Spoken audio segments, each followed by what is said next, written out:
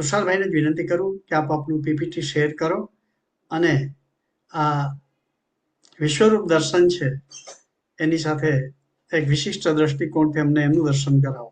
શ્રી તુષારભાઈ.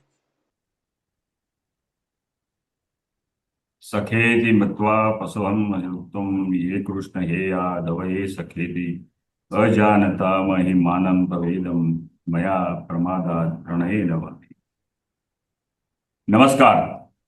વિરેન્દ્રભાઈએ ખૂબ અઘરું પેપર મને આપી દીધું, એટલે મારે થોડી મહેનત વધારે થઈ, પણ આનંદ પણ થયો. એટલે વિરેન્દ્ર અને આખી આપણી 360ની ટીમને મારા નમસ્કાર કે આ પ્રયાસ રૂપે કેવી સરસ સરસ વાતો નો અભ્યાસ કરવાનું તમે અમને તક આપો છો.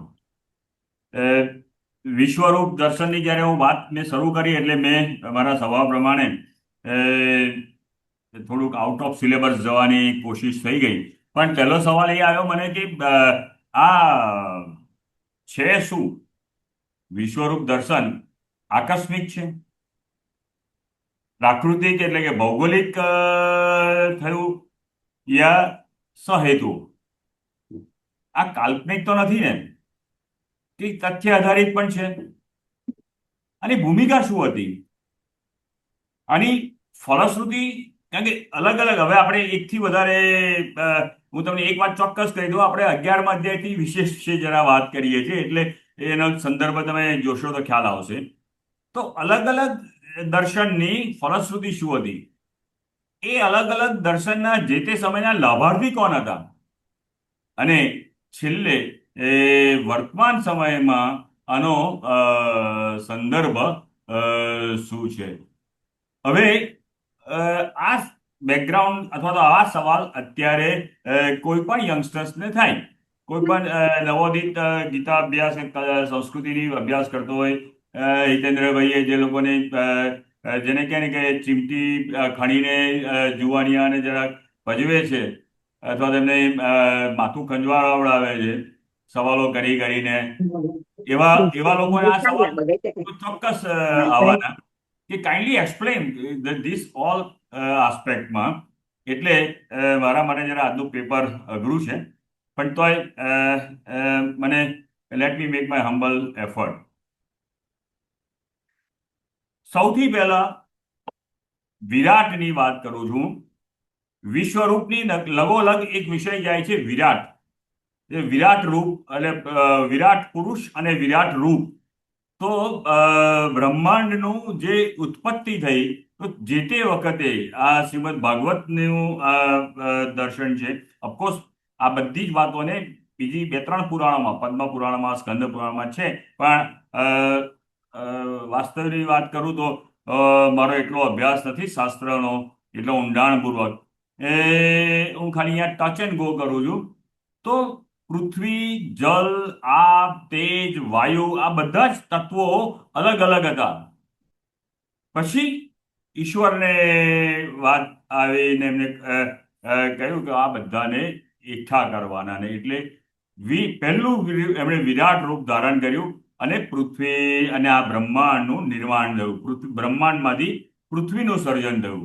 સો એઝ પર ભાગવત, વિરાટનું પહેલું દર્શન છે પૃથ્વીના સર્જનમાં. પછી એ પૃથ્વીના સમયમાં આપણી યુગોની વાત છે, એટલે નીચે પાતાળમાં તે જળમાં ડૂબાઈ ગઈ હતી, ને એને બહાર આવી શકતી નથી, ને આ ને તેને. એટલે ઘણા ઋષિઓએ ને લોકોએ વિનંતી કરી, પ્રાર્થના કરી પૃથ્વીને જળમાંથી બહાર કાઢવા માટે. તે વખતે ભગવાન વિષ્ણુએ પહેલું આ રૂપ ધર્યું વામનનું, આ વરાહનું, જે બ્રહ્માજીના નસકોરામાંથી એનો યજ્ઞ પુરુષ તરીકે એનો પ્રાદુર્ભાવ થયો. તો એ યજ્ઞ પુરુષ એટલે કે વરાહ અવતાર થયો. વરાહ અવતારે પોતાના નાક અને મોંના એનાથી આખી પૃથ્વીને જળમાંથી બહાર કાઢીને એ પણ વિરાટ રૂપ હતું. ત્યાર પછી અચ્છા, આ બધું આગળ આવી ગયું. વરાહનો વાત આવી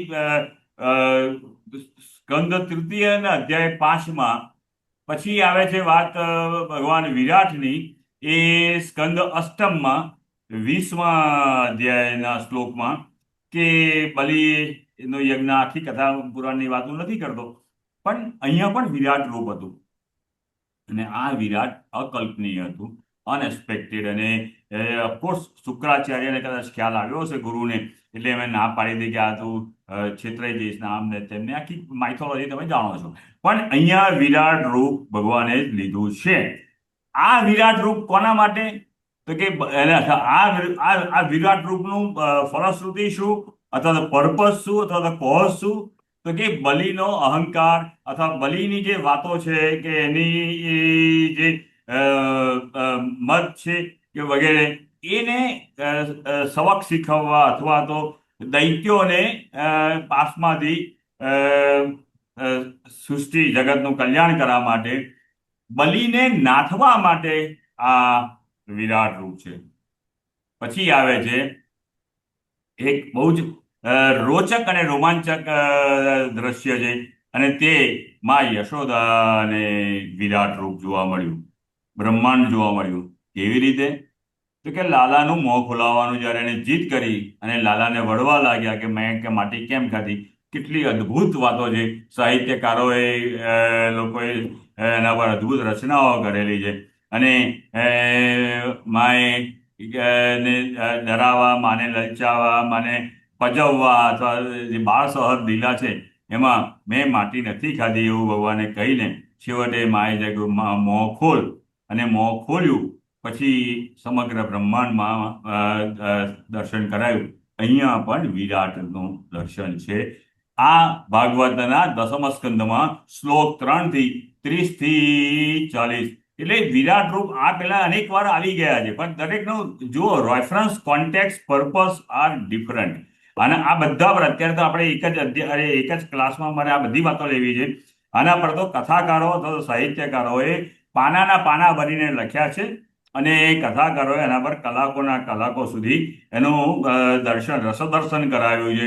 હું એ રસદર્શન નથી કરાવી શકતો, હું આપને ખાલી રેફરન્સ બતાવી શકું છું. હવે વિરાટ રૂપ આવ્યું એ હસ્તિનાપુરના દરબારમાં. હસ્તિનાપુરનો દરબારમાં જે આવ્યું છે વિરાટ રૂપ, અને તે આ વિશ્વરૂપ છે, કે વિશ્વરૂપ દર્શન જ નો લગોલગ કહી શકીએ આપણે, પણ એ વિરાટ દર્શન છે. એ વિરાટ દર્શન કેવું છે? અને હવે 11મા અધ્યાયમાં આપણે જ્યારે જઈશું અને ત્યાં અર્જુનને બતાવેલું કુરુક્ષેત્રના મેદાનનું જે વિરાટ રૂપ છે કે વિશ્વરૂપ છે, એની સામે આ રૂપ શું છે?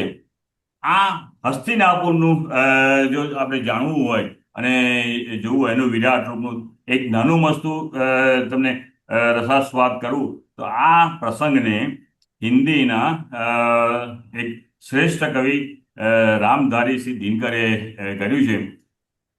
હું આની કોઈ કોમેન્ટ્રી આપતો નથી, ફરી એની કેટલીક પંક્તિઓ, આમ તો બહુ લાંબુ દીર્ઘ કાવ્ય છે, અનેક ખંડોમાં છે, પણ તૃતીય ખંડની આ વાત છે.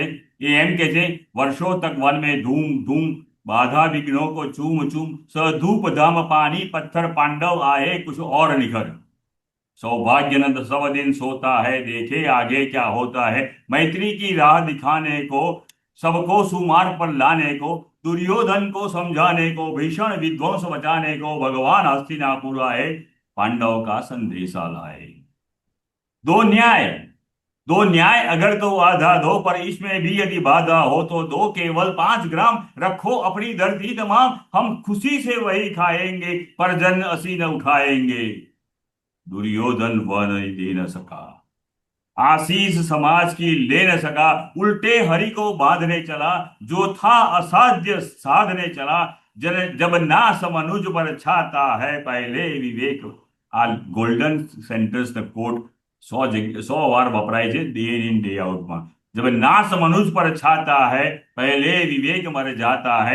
हरि ने भीषण हुंकार किया, अपना स्वरूप विस्तार किया, डगमग दिग्गज डोले, भगवान कुपित होकर बोले, जंजीर बढ़ाकर साध मुझे, हाँ हाँ दुर्योधन बांध मुझे. यह देख गगन मुझ में लय है, यह देख पवन मुझ में लय है, मुझ में लीले झंकार सकल मुझ में लय है, संसार सकल अमरत्व भूलता है, मुझ में संहार झूलता है, मुझ में उदयाचल मेरा दीप्त भाल, भूमंडल वक्ष स्थल विशाल, मुझ परिधि बंद को घेरे है, पैनाक मरे पग मेरे है, दीपते जो यह नक्षत्र निगर, सब है खुश मेरे के, सब है सब है मेरे मुख के अंदर। दृग हो तो दृश्य कांड देख, मुझ में सारा ब्रह्मांड देख, चर अचर जीव जग अक्षर अक्षर, नश्वर मनुष्य जाति अमर, शतकोटि सूर्य शतकोटि चंद्र, शतकोटि सरित सरत सिंधु चंद्र, शतकोटि विष्णु ब्रह्मा महेश, शतकोटि विष्णु जलपति गणेश, शतकोटि रुद्र, शतकोटि काल, शतकोटि दंडधर लोकपाल, जंजीर बढ़ाकर साधिने, हा हा दुर्योधन बाधिने। भूलोक अतल पाताल देख, गत और अनागत काल देख, यह देख जगत का आदि सृजन, यह देख महाभारत का रण, मृतकों से पटी हुई भू है, पहचान कहां इसमें तू है। अंबर में कुंतल जाल देख, पद के नीचे पाताल देख, मुट्ठी में तीनों काल देख, मेरा स्वरूप विकराल देख, जब जन्म मुझी से सब सब जन्म मुझी से पाते हैं, फिर लौट मुझी में आते हैं। जिह्वा से बढ़ती ज्वाल सदन, सांसों में पाता जन्म पवन, पर जाती मेरी दृष्टि जिधर, हंसने लगती है सृष्टि उधर।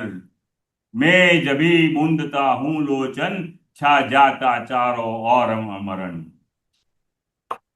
बांधने मुझे तो आया है, जंजीर बड़ी क्या लाया है, यदि मुझे बांधना चाहे मन, पहले तो बांध अनंत गगन, सूने को साध न सकता है, वह मुझे बांध कब सकता है। हित वचन तूने नहीं माना, मैत्री का मूल्य न पहचाना, तो ले मैं भी अब जाता हूं, अंतिम संकल्प सुनाता हूं, याचना नहीं अब रण होगा, जीवन जय या कि मरण होगा, टकराएंगे नक्षत्र निकर, बरसेगी भू पर वन्नी प्रखर, हणशेष नाक का डोलेगा, विकराल कहा मुंह खोलेगा, दुर्योधन रण ऐसा होगा, फिर कभी न जैसा होगा। આખો પદ બહુ મોટું છે. અહીં વિશ્વરૂપ દર્શનની આ મેં ઝલક આપી કે આ વિરાટ રૂપ રામધારી કિંકરે આપણને કીધું છે. 11મા અધ્યાયની વાતો કરીએ તો ભગવાનની વાતો શું હતી ને એને તે વખતે શું શું કહ્યું હશે અર્જુનને, એને અર્જુને શું શું એનો રસાસ્વાદ લીધો હશે એ તો એ બે જણા જાણે, પણ આપણને આની એક ઝલક આપી. અચ્છા, હવે બીજી એક વાત આડી, હિન્દી સાહિત્યમાં વિશ્વરૂપ દર્શન આ રીતે રામધારીએ લીધું. પછી મેં થોડો નાનો મસ્તો રિસર્ચ કર્યું આમ તેમ, તો સાહેબ મને મળ્યા નરસિંહ મહેતા. નિરખને ગગનમાં કોણ ઘૂમી રહ્યો. સાહેબ આ છે સામાન્ય પ્રભાત્યુ કહેવાય છે. આ પ્રભાત્યાની અંદર 11મા અધ્યાયના 2 શ્લોકનો ઉલ્લેખ ઉમાશંકર જોશી આપ્યો છે કે નરસિંહના પદમાં વિશ્વરૂપની શ્લોક છે, એમાં દિવી સહસ્ત્ર સૂર્ય પણ છે. અચ્છા, એ પણ નહીં સાહેબ, તમને બધા ઘણા જાણતા હશે, વિરાટનો હિંડોળો આભમાં અને જાકમ જોડ, આ નાનાલાલને પણ આ જ વાત લીધી છે. બીજું, આભમાં તોરણ બંધાયા ત્રિલોક નાડે, આ બીજું ગીત કે બીજું એ કાવ્ય. ઇન શોર્ટ, વિશ્વરૂપ દર્શન એ ભગવદ્ ગીતામાં છે, તે અહીં પણ સાહિત્યમાં પણ આવી રીતે લેવાયું છે. હવે આપણે આ આડ વાત થઈ. હવે આપણે કુરુક્ષેત્રના મેદાનમાં આવીએ છીએ અને ભીષ્મ પર્વમાં ગીતા શ્લોક 5. અચ્છા, હવે એક આગળની વાત ફરી પાછી, વિશ્વરૂપ શું 11માથી શરૂ થાય છે? ના, વિશ્વરૂપ દર્શન શરૂ થઈ ગયું હતું 9મા અધ્યાયથી. મયા તદમિદમ સર્વમ જગદ્વ્યક્તમૂર્તિનામ મત્સ્થાની સર્વભૂતાની નચાહમ દેવ. અહીંયા રેફરન્સ આપી દીધો. અર્જુનને સપનું નથી આવ્યું કે એકમાંથી આમ ફ્લૂકમાં નથી પૂછ્યું. 9મા અધ્યાયથી ભગવાન આ વાત કરી રહ્યા છે અને એને કહ્યું છે કે મારા અવ્યક્ત રૂપનું આખું સંપૂર્ણ જગત વ્યાપ છે, સમસ્ત પ્રાણી મુજમાં સ્થિત છે, પણ હું એમાં એક કોયડો થાય, એક પઝલ 9મા અધ્યાયથી ભગવાને ખુલ્લી કરી દીધી. પછી ફરી 5મા શ્લોકમાં નતમસ્થાની ભૂતાની પશ્ચમે યોગમૈશ્વરે ભૂત ભુન્ન ચતુર્થાસો બધા. અહીં ફરી આની આ જ વાત કરી કે વાસ્તવમાં બધા પ્રાણીઓ મારામાં જેવા હું એને જોઈ શકું છું વગેરે વગેરે. 6ઠ્ઠા અધ્યાય 6ઠ્ઠા શ્લોકમાં યથાકાશ સ્થિતો નિત્યમ વાયુ સર્વગતો મહાન તથા સર્વાણી ભૂતાની મસ્ત. ઇન શોર્ટ ભગવાને એમ કીધું કે જે પ્રકારે બધી જગ્યાએ વાયુ અને આકાશ છે એ પ્રકારે મારી પ્રાણીઓ મારામાં સમાયેલા છે. નેક્સ્ટ 7મો શ્લોક कल्पक्षे पुनस्तानी कल्पाद विसृज्याम्यहम्. हे कुंती पुत्र, कल्प के अंत में सभी प्राणी मेरी प्रकृति में प्राप्त हो. साहेब આવી આવી અઘરી અઘરી વાતો ભગવાન કરી ગયા, પણ આપણો વિદ્યાર્થી પણ ઓછો કારણ કે કાચો નહોતો, એને આ બધું ધ્યાનમાં રાખ્યું હશે. અને હવે અચ્છા છેલ્લે આગળ કે છે કે મૈયા દક્ષિણ પ્રકૃતિમ સુયતે સચરાચરમ. આ મારા અધ્યક્ષ નહીં છે. નેક્સ્ટ અને છેલ્લે ભગવાને એક નાની અમસ્તી ચીમકી પણ આપી છે અથવા ટકોર પણ કરી છે. અવજાનંતી મામ મૂઢા. જે મૂઢ લોકો છે, મૂર્ખ લોકો છે, ડફોળ, આપણી ભાષામાં ડફોળ કહીએ ગુજરાતીમાં, એ ડફોળ લોકો આ મારી ઐશ્વર્યને કે મારી શક્તિને જાણતા નથી. સાહેબ 9મા અધ્યાયમાં ભગવાને અર્જુનને આપણી ભાષામાં કહીએ તો એક ચીમકી આપી દીધી હતી કે એક ટેસ્ટ કરાવી દીધો હતો. હવે આ કનેક્શન 10મા અધ્યાયમાં પણ છે. દદામી બુદ્ધિ યોગમ છે યેન માનુપાસિતમ. આની વાત કરી કે હું તને બુદ્ધિ યોગ આપું છું. પછી વિસ્તારેણાત્મનો યોગમ વિભૂતિમ છે જનાર્દન, એના દ્વારા વિભૂતિ બતાવી 18મા શ્લોકથી. આદિત્યના અહીંયા પાછું ફરી પાછું વિશ્વરૂપ એટલે કે વિભૂતિની વાતનું આની આ જ વાત આવી. ઇન શોર્ટ ધેર ઇઝ આ કન્ટિન્યુટી છે. Continuity of Vishwaroop right from 9th to 10th and now 11. અચ્છા સાહેબ 11મા અધ્યાયમાં જ્યારે વિશ્વરૂપની વાત આવી તો એક સામાન્ય સવાલ કોઈને થાય કે આ શું ભગવાને મેં પહેલા કહ્યું એ પ્રમાણે ડરાવવા માટે હતું, પેલાને આંજી દેવાનું હતું, અથવા તો ભગવાને હજી કંઈક ખૂટતું છે એટલે અર્જુનનું કન્વિન્સ કરવામાં નથી થતો એટલે છેલ્લે સાદી બધા આપણે કહીએ કે અવાજ મોટો થઈ જાય, વોલ્યુમ વધી જાય, મુદ્દાની નો. અહીંયા અર્જુનની ભૂમિકા જોવા જેવી છે. 10મા અધ્યાયમાં સાહેબ જો વાસ્તવમાં મને તો ક્યારેક વિચાર એવો આવે છે કે 10મા અધ્યાયમાં તો ભગવદ્ ગીતા પૂરી થઈ ગઈ. કારણ કે શું કહ્યું એમણે? મદનુગ્રહાય પરમમ ગુહ્યમ અધ્યાત્મ સંગીતમ યથોક્તવમ વચસ્તેન મોહોયમ વિગતો. મારો મોહ નાશ પામ્યો છે. હવે અર્જુનનો મોહ નાશ પામ્યો છે.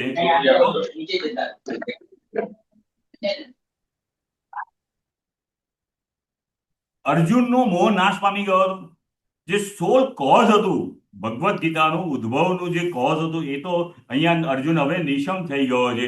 અને એ પાછો કહે તમે આપના અનુગ્રહથી તમે મારા પર કેટલી કૃપા કરી. હવે પણ જેમ માણસ કૃપા કરે ને અને પછી એમ થાય કે થોડુંક વધારે માં એક લાડુ આપતી હોય તો છોકરો કે મમ્મી બીજો આપને, મારા ભાઈબંધ માટે આપને, મને બપોરના માટે આપને. એવી રીતે આ એને વધારાનું બોનસ અર્જુને માગ્યું. શું કીધું? દ્રષ્ટુમ ઈચ્છામિ તે રૂપમ ઐશ્વર્યમ પુરુષોત્તમમ. બાપુ મારે તમારું બીજું રૂપ જોવું છે. એ આ ઈચ્છા છે. જો એ મને તો એ જો મારી કૃપા હોય તો, અને હું તું મને સત્ય માનતા મને યોગ્ય ગણતા હોય તો. આટલું કીધું નથી. અને લુક એટ ધીસ, ભગવાને કીધું કે હું તને આ પશ્ચિમે યોગેશ્વર. અને પછી તો 8મા એટલે જોવાનું તો બતાવવાનું શરૂ કરી દીધું. પણ પછી 8મા શ્લોકમાં ભગવાને ખ્યાલ કેટલો ભાવ ભગવાનમાં કેટલા ભાવાવેશમાં આવ્યા હશે. એમણે કીધું નતું માનું શક્ય છે દ્રષ્ટુ મને ચક્ષુષા સ્વચક્ષુ દિવ્યમ દદામી તે ચક્ષુ. જો આપણી લાયકાત હોય, આપણી પાત્રતા હોય તો ઈશ્વર આપણને દિવ્ય દ્રષ્ટિ પણ. અહીંયા વાત એમ આવે છે, આ શ્લોક પર અટકવા જેવું છે. આમ તો એક શ્લોક પર અટકીને આગળ વધારે, કારણ કે અનેક વાતો નીકળે છે, અનેક આપણે સમયની મર્યાદા છે. ભગવાનને જો બતાવવું ન હોત દિવ્ય ચક્ષુ આપ્યા જ ન હોત. મુદ્દાનો સવાલ એ છે, અથવા તો પઝલ એ છે કે વિશ્વરૂપ દર્શન અર્જુને માગ્યું કે ભગવાને બતાવ્યું, કે ભગવાને આપ્યું? એમ કોની કોની વધારે તીવ્રતા હતી, કે કોની વધારે ઈચ્છા હતી? એ ભાઈ આ બંને પ્રેમીનો સવાલ છે, બંને આત્મીય વ્યક્તિનો સવાલ છે, ઇન્ટિમેટ રિલેશનશીપની વાત છે. એટલે ટોચની ભૂમિકામાં જે જ્યારે હોય, ક્લાઇમેક્સ પણ હોય, ત્યારે હું ને તું રહેતા જ નથી. અને એની અંદર ભગવાને કહી દીધું કે તારી પાસે નથી, ડોન્ટ વરી, હું તને એની પાત્રતા બતાવું છું અને હું તને આ દિવ્ય ચક્ષુ આપ્યા. કહેવાનો વાત, જો મારી પાત્રતા નહીં હોય, એટલે only one and the only thing remains કે મારે મારી પાત્રતા ઊભી કરવાની છે. પછી નહીં હોય તો પણ ઈશ્વર કદાચ, એટલે મારો પ્રેમ, મારો જો પ્રેમ વધ્યો, મારા ભગવાન માટેની લાયકાત વધતી ગઈ, અનુગ્રહ મેં હું સ્વીકારતો ગયો, તો હું કદાચ પાત્ર નહીં હોઉં તો પણ મને પાત્રતા ઊભી કરી આપશે. આ ભગવાનનો અનુગ્રહ, ભગવાનનો પ્રેમ ની આ ભૂમિકા છે.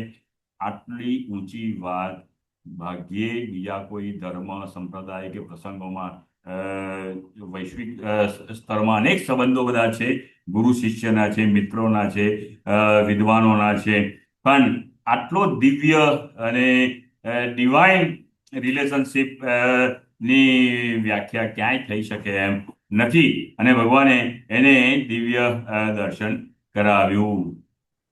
સાહેબ, આ દર્શન તો કરાવ્યું, પણ દર્શન કરાવવા માટે શું કીધું ખબર છે ને? તસ્માદ ઉત્તિષ્ઠ યશો લભસ્વ જીત્વા શત્રુન ભુક્ષ્ય રાજ્યમ સમૃદ્ધમ મય્યે વેતે નિયતા પુરમેવ નિમિત્ત માત્રમ ભવે. તું દોસ્ત ખાલી ઉભો થા. આટલા માટે તને કહું છું, તું ઉભો થા. કેમ? યશો લભસ્વ, યશ લેવા માટે તું ઉભો થા. કારણ આ બધાને મેં મારી લીધા છે, જીતી લીધા છે. તારે તો દોસ્ત ખાલી નિમિત્ત બનવાનું. આ કેટલી ટોચની ભૂમિકા કહેવાય.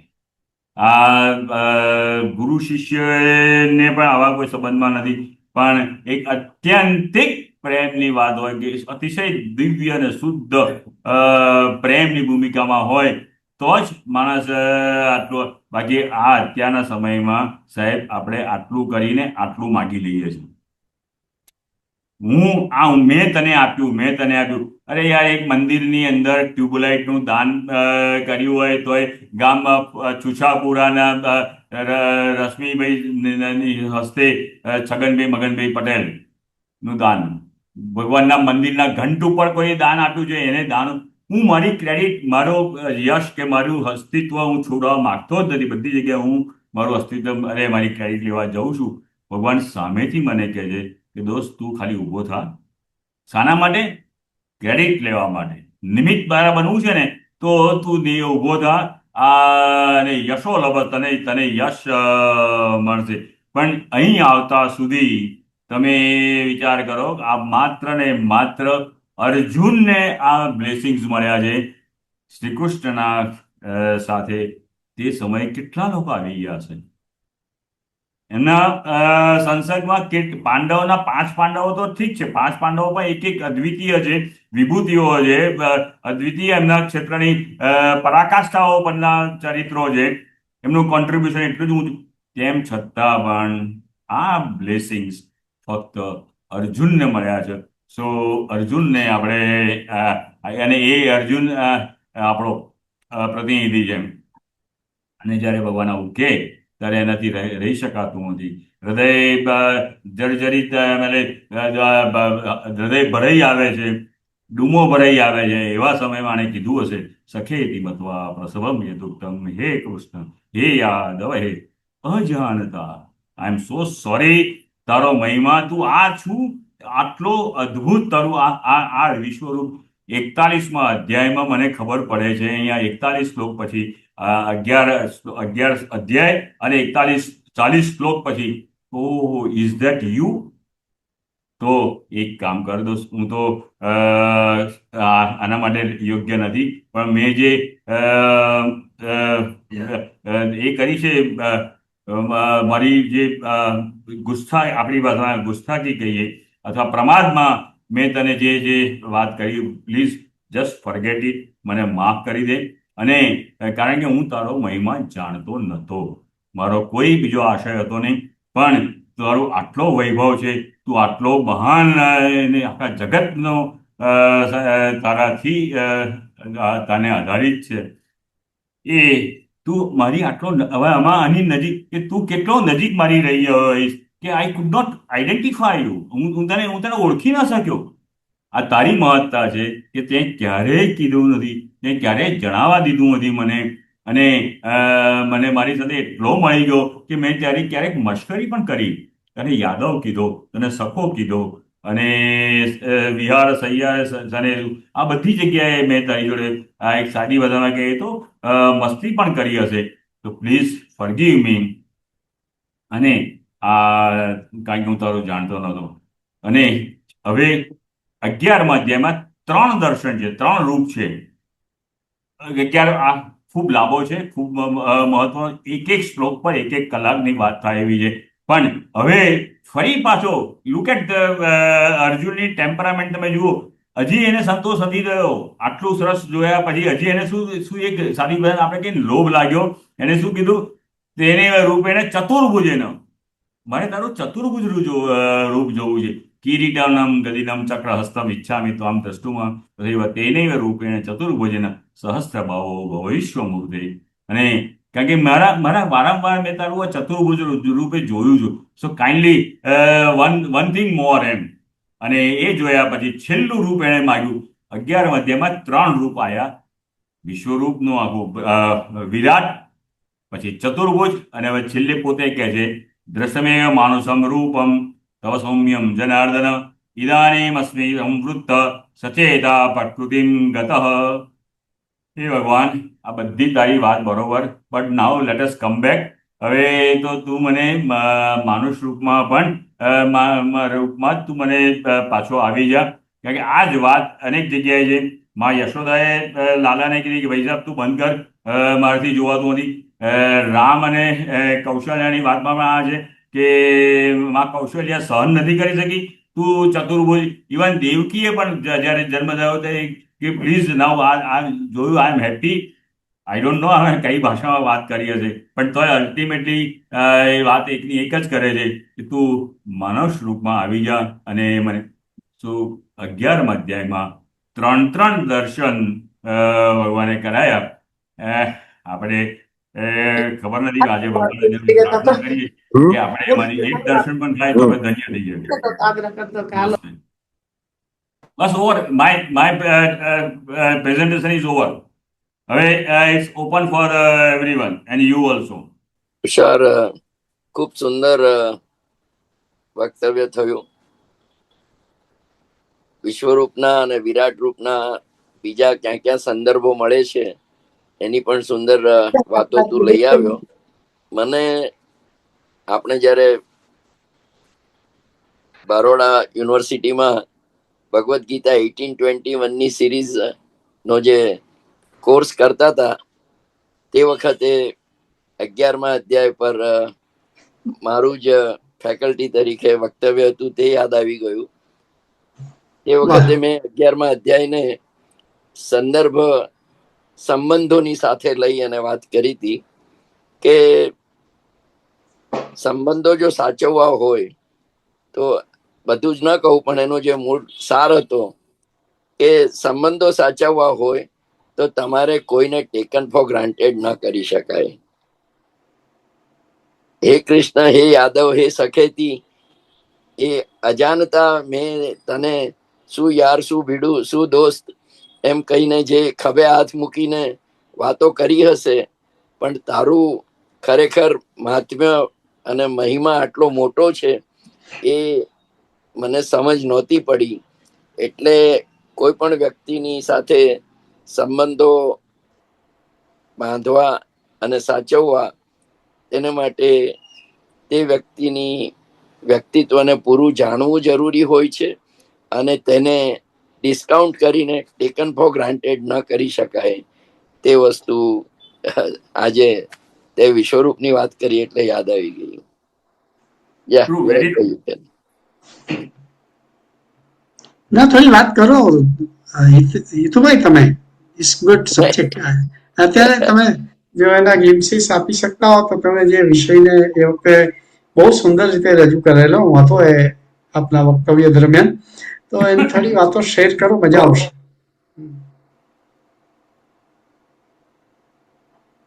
મને વિરેન આ વસ્તુ થોડી સમજવી વધુ ગમશે કે વિશ્વરૂપ અને વિરાટ પુરુષ એ બંનેને ફરી એકવાર ઉલટ પુલટ પાસા ફેરવી અને કઈ રીતે એક સાથે જસ્ટાપોઝ કરીને લાવી શકાય એના ઉપર થોડું વધારે ચર્ચા કરીએ તો મને લાગે છે કે એક નવું પાસું તુષાર લઈ આવ્યો છે આજે. જી જી જી.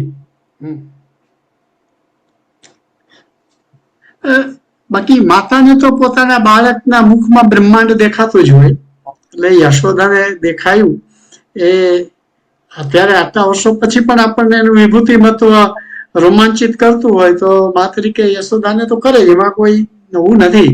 પણ બધી જુદા જુદા રૂપોની ચર્ચા કરીને એને ઇન્ટરલિંક કરવાનું બહુ સરસ મહેનત તુષારભાઈ આપે કરી છે.